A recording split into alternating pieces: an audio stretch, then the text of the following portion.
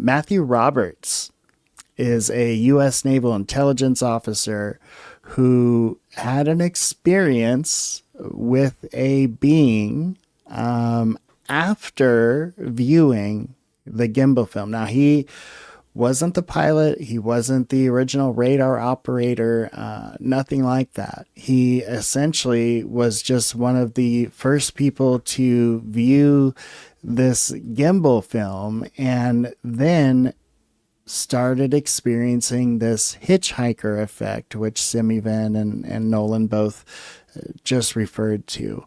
Now, Mr. Roberts' story hasn't gotten a lot of coverage, at least not a ton from the mainstream, and I think it's because of the abduction topic. Like a lot of the larger news outlets really just don't want to cover the abduction topic. And if you mention Mill Labs, they really don't want to have anything to do with it. So Matthew Roberts here, he has explained his experience on a couple of different shows here. And so I wanted to share that with the folks because it's just not something that you see a lot of. I've referred to it a couple times in the past and have had just a heck of a time locating the information. So here we go. We're going to listen to and we're going to watch Matthew Roberts' experience after he had observed the Gimbal video and what can only really be described as like a hitchhiker type interaction afterwards. First event that happened, I had an entity in my room. One night I woke up because something grabbed my arm, and I woke up. I thought, well, oh, my room is going blurry for some reason. So I went to try to raise my hands to my face and kind of wipe the sleep out of my eyes, and I couldn't move. I realized I could not move, and that I woke up because someone was grabbing my arm. Mm-hmm. So I, fought to kind of turn my head to. Now, my friend Ryan, from Ryan's Pointing at Failure, another excellent channel, would say that just sounds like sleep paralysis. Okay, fair enough.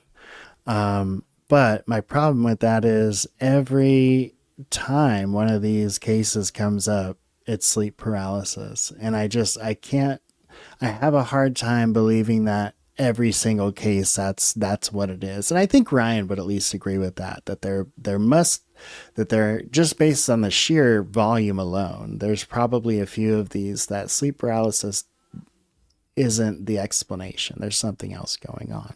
The right to see who was standing there, and I just saw this shadow of a torso, two arms, and a head kind of bending over, looking at me.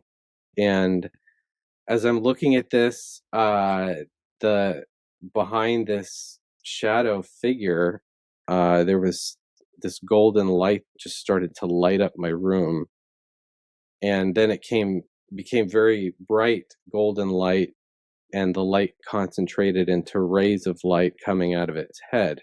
And then there was a sexual experience, and I could see that this female who was there had blue skin.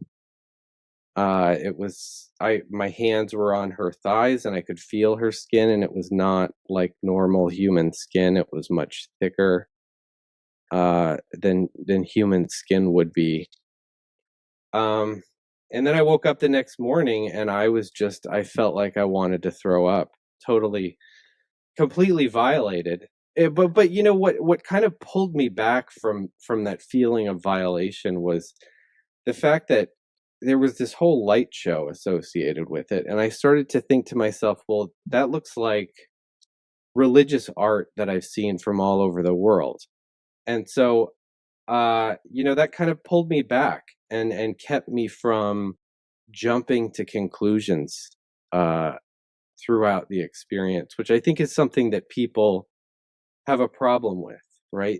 Something like this happens to you, and you want to just jump to, oh my gosh, it's evil. This is an evil thing.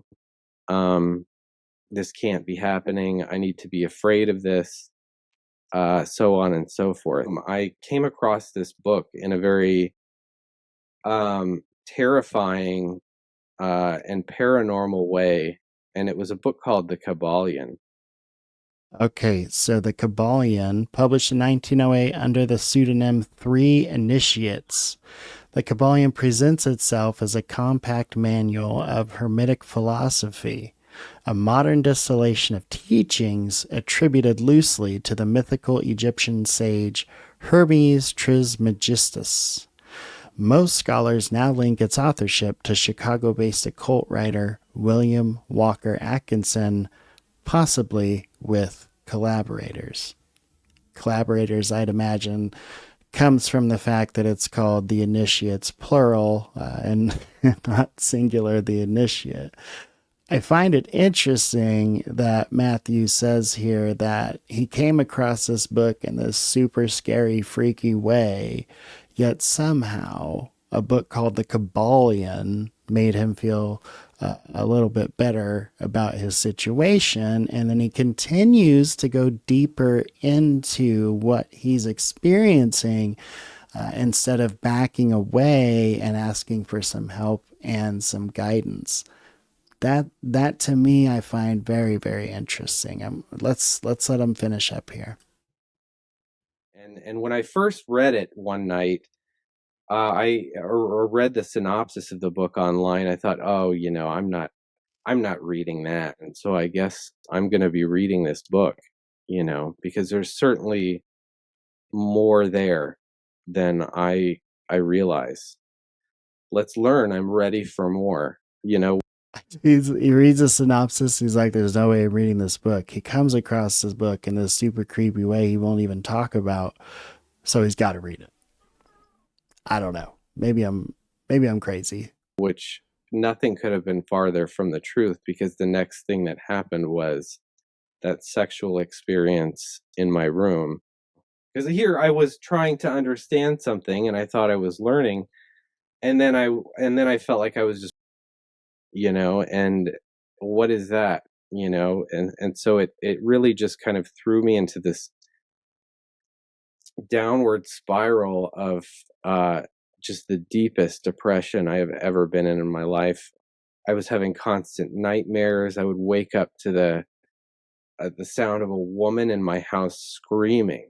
So after reading the book, diving deeper into it, he starts having these further really disturbing experiences, including waking up to full on a woman screaming inside of his house. So, the Kabbalion, I'm going to put that on the no read list. Moving on.